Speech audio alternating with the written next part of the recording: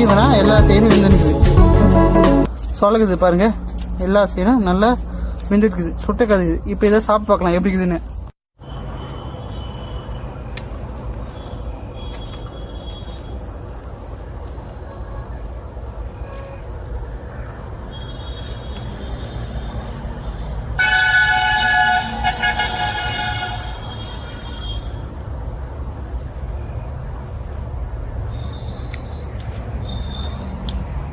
நல்லா வெந்துருக்குதுங்க, அருமையாக இருக்குது. டேஸ்ட்டு பிரமாதமாக இருக்குதுங்க.